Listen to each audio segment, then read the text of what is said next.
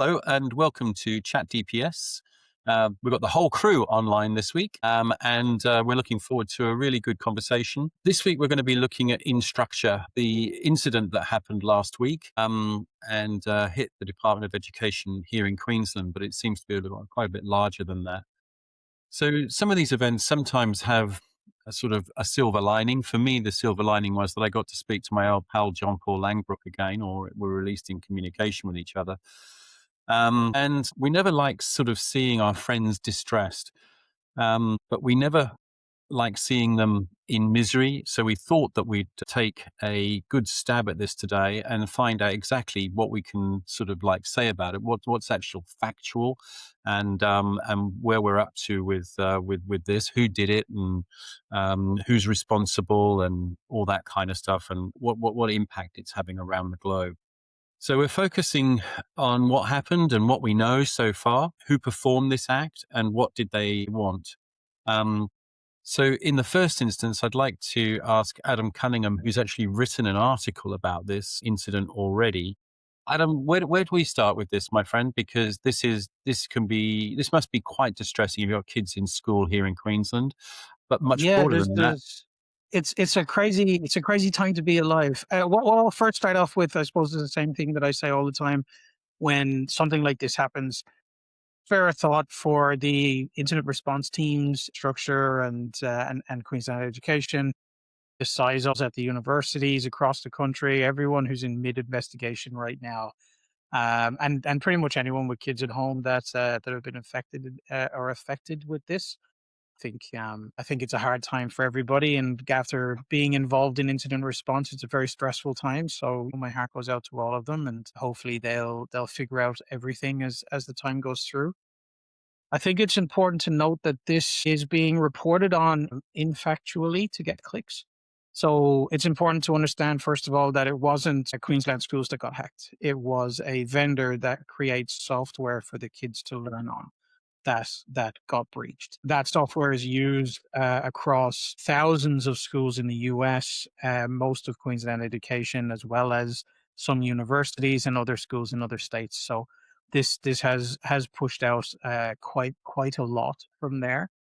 I think the facts versus the claims is really important here as well. So fact wise, we've confirmed that there's names, school email addresses, student IDs, and messages between users on the platform. And I'll get into that in a little bit. What there's no evidence of, as per the vendor, is there's no passwords, date of births, government IDs, or financial data. However, the attackers did suggest that they had 275 million records, 3.5-ish terabytes of data over 8,800 institutions. TechCrunch did corroborate 231 million unique emails from the sample that they gave. So it's still quite a lot, even if it's not 275. But this is interesting because this group uses these third parties to get in. Previously, they used Salesforce and a phishing attack from Salesforce to be able to get a lot of credentials and information across the board. The name of the group that did it is called Shiny Hunters. It's important to note that these are less of a hacking crew, like a team of 12 people that are doing this as a brand that different hackers jump onto. So the people that did the attack that I spoke about before on Salesforce most likely aren't the same people that did this attack onto the vendor or in education. So that's a really important one to know. They're really, really active right now. They're really, really active in the education space right now. One of their operators, which was considered to be the mastermind behind this group, was actually jailed in the US and is currently doing 3 years in prison over there. But the brand kept running. Shiny Hunters did this one means that it's a brand or a playbook as opposed to a dedicated group. So it's important to understand, I suppose, as there's an awful lot coming out. I've seen people reporting on this and saying how it was terrible that, Queensland Education wasn't doing their thing. And it wasn't them from that end. And I think managing that risk, it's important for them to understand. I think there's a part that people just aren't actually talking about.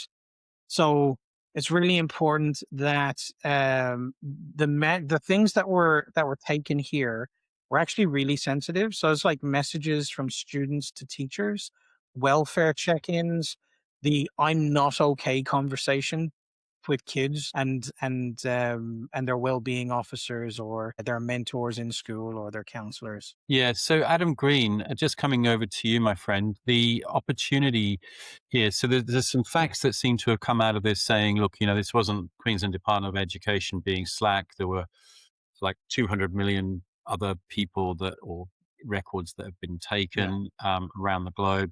New South Wales, I believe, has been hit. And I also, I heard Tasmania as well, Victoria and that WA as well. used Yeah. UA, was it as well? Yeah.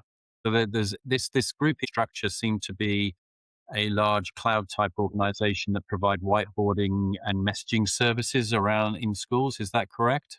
Yeah, and also universities in particular using it for students to load up their work. So we saw that UTS and Melbourne Uni went dark and students weren't able to produce their work. So they it's long or wide reaching impacts. So exactly to Adam's point, sometimes Adam and we agree on every topic, on every point, and other times we fight each other on points.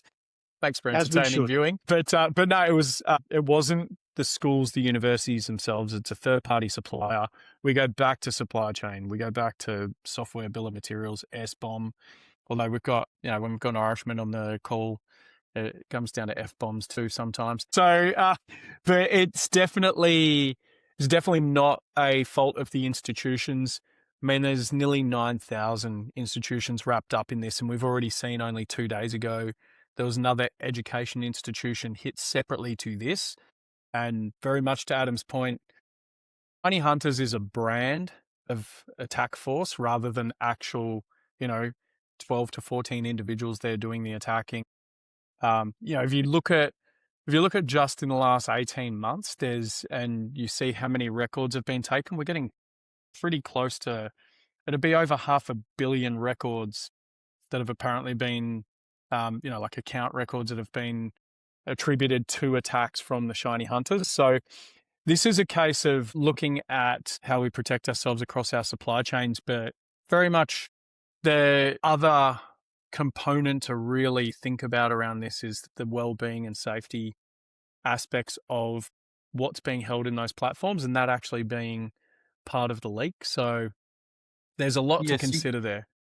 So one of the things that's sort of like in my head at this moment in time is you're active in the marketplace. You know what's going on. In fact, you were emceeing a fairly major event here in Queensland over the weekend, amongst a group of fellow cyber professionals who know this stuff. Was it a topic of conversation at that particular event?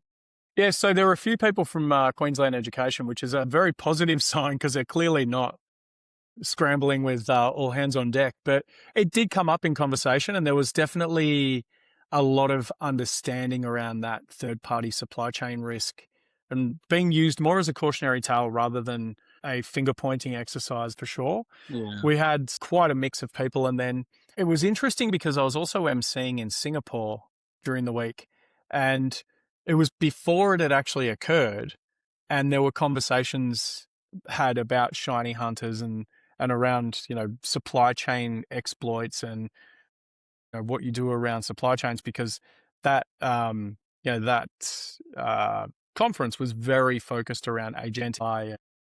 The horse is out the gates, so you can't stop it, or the genie's out of the bottle, you can't put it back in. But what we do have to do is consider the cybersecurity risk around it. So when you start looking at supply chain vulnerability or supply chain risk, and this is just one software piece, I don't know about everyone else, but we just need to understand what that supply chain looks like and what the software bill of materials looks like, and then understand how to protect ourselves. I mean, right now it's too early to tell what could have been done from Queensland education perspective and also other education institutions across Tassie, New South Wales, Victoria, WA. I don't know why South Australia was spared, but maybe we'll find out more about that. Maybe they're so far behind the times they're not using structure, or Yeah, maybe they're so far ahead of the times they're using something different. Half an hour and 15 years when we go back to Adelaide. Yeah, We've just alienated. What's the population of Adelaide? Just lost the state. It just lost the state. Complete state Lost the there. whole state, yeah. Okay. So moving swiftly on then, Robert, Yeah. go back to our usual supply chain kind of issues. And it's a not if but when kind of scenario that's been laid out before us by both Adams. What can we say about this that you need to add into the mix around the governance side of things? What should we be doing as businesses, as government departments, and what have you? What are the things that we should be doing? Is it just business as usual, or? Well, here's the counterpoint. So I think the Adams so far have been, look, Department of Education, schools are doing as much as they can. This is not the fault of the cybersecurity professionals who are working very hard on this. Completely understand that. So here's the counterpoint. What questions were being asked when decisions were made to bring this vendor on board and to be sharing sensitive information with that particular vendor? What questions were being asked? Who was putting the GRC lens over this? And hopefully there's some lessons learned out of this particular event, because you've got to be asking, okay, so this is the information that's going to be shared, and it's going to include things like, I'm not okay. So this is really sensitive stuff. Where is that information being held? Is it going to be held locally? Is it going to be held in some data centers overseas? So there's that aspect of it. And what are you doing about obfuscating or encrypting or destroying or de-identifying that data? Because that's really, really sensitive, important data. Were those conversations happening? I'm gonna guess probably not. Or if they were just probably getting stock answers that you often get from your SaaS vendor, which is, if you want to sign up, here's the terms and conditions. If you don't like it, don't sign up. Go with somebody else. But hey, we're the leading platform doing so and so. So your choice. So it's about having those. It's about having those tough conversations and actually kind of going, you know what, the risk is too great. We don't want hundreds, if not thousands, of sensitive records just being, because, like we say, it's a matter of when, not if. So you should be running the scenario internally before you make the business decision to get on board with this vendor. If and when a breach occurs, how do we make sure that we protect the children and their information? And you actually need to come up with some answers to that before you make that buy decision. So, and that applies to, not just education, any industry, particularly when you're signing up to these platforms, because we're seeing it in education now, and we'll see it in other sectors as well. And we've already seen it in the past, and we're going to see it in the future. So you really do need to be having those hard questions, and you need to actually go, well, maybe they're not the right vendor, and maybe we need to look at alternatives, or maybe can we actually force through some changes to the T's and C's, which actually helps protect this sensitive information and really push that across. I mean, if these guys are in education, this platform provider, they know they're dealing with sensitive information. They must have some thoughts around better protecting that information. So what's been going on? Look, obviously we don't know all the details, but that's the counterpoint. Those are the questions I'll be asking. And then I guess the follow-up is, with this event having happened, what are they going to do differently? Yeah, I guess coming straight back, and this is a bit left field, but I mean, I suppose the two questions that sprung immediately to my mind is bigger better, and what are the implications for the cloud that come out of this? Are there any? I don't know. I mean, I'll ask the two guys that are, the CISOs amongst us. Do you think that, it takes these big incidents for people to start asking different questions sometimes? Are those the kind of questions that we will be asking? Are they the kind of questions that they should be asked? Is it reasonable? It depends on what comes out from the incident response. What I will say is there's a lot of legislation that protects the information that we're talking about. If it's a cloud instance, which it most likely is, it would have to have sovereign capability. It would follow all of those regulatory ends. So education would have checked that.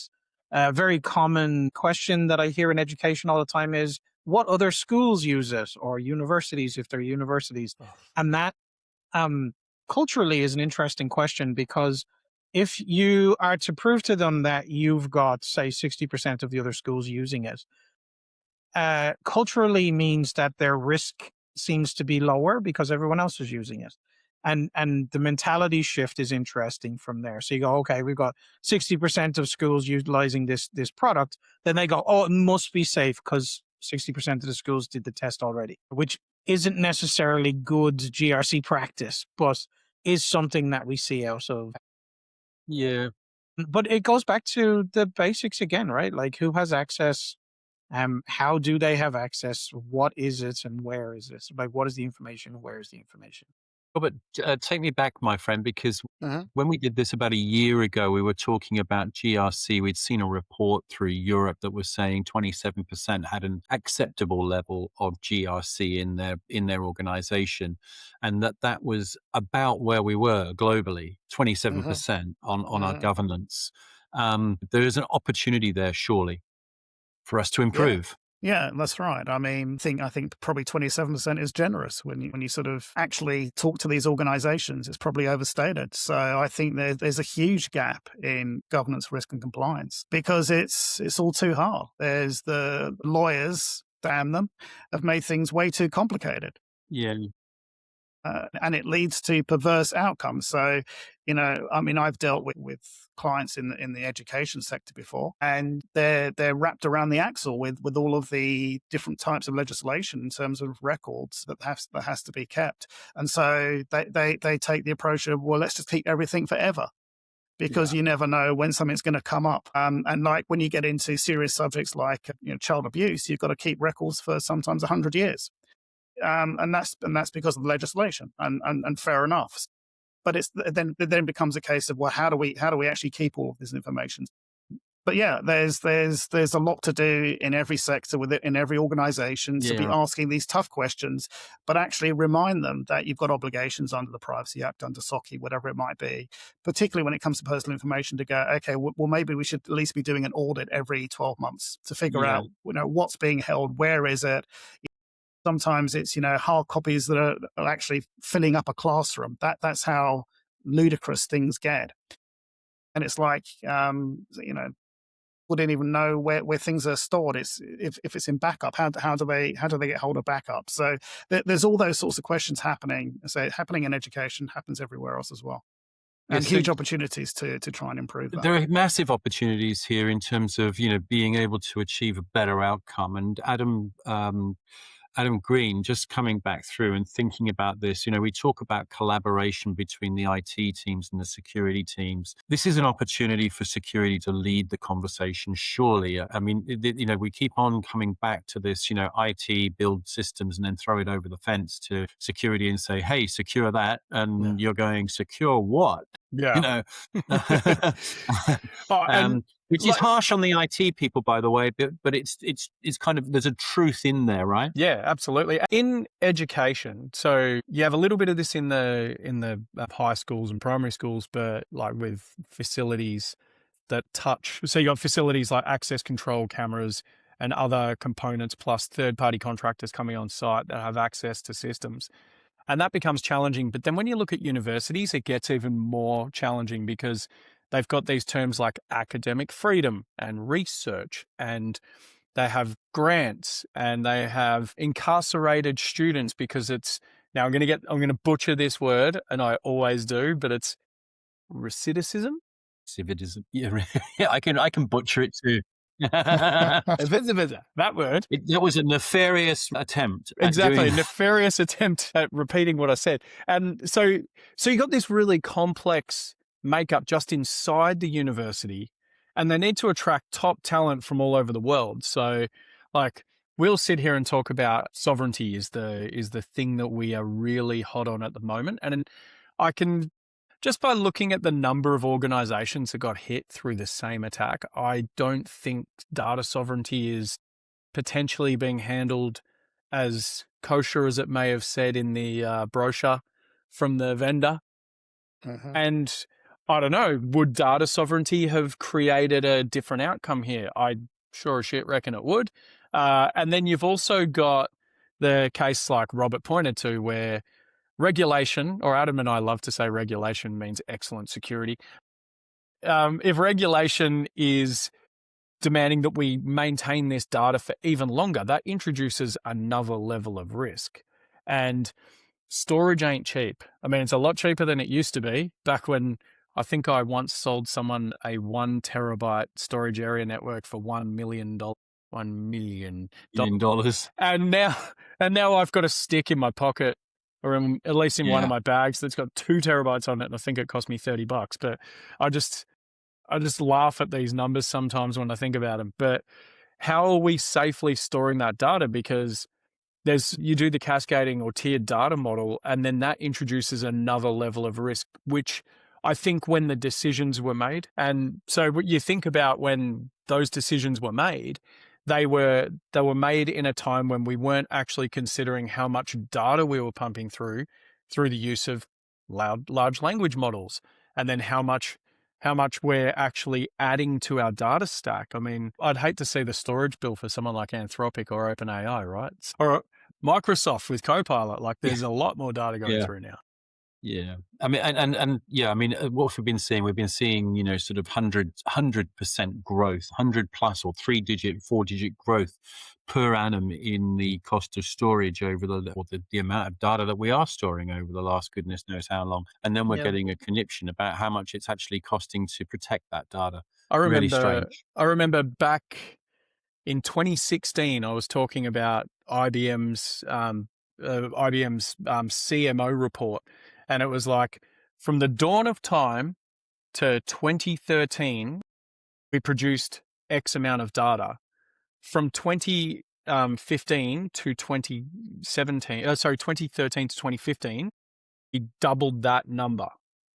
And then I don't know how many of those were cat videos on YouTube, but it was a lot. And then that stat has continued. And then, like, now we used to talk about Moore's law, and it was like the cost of compute will halve and the power will double.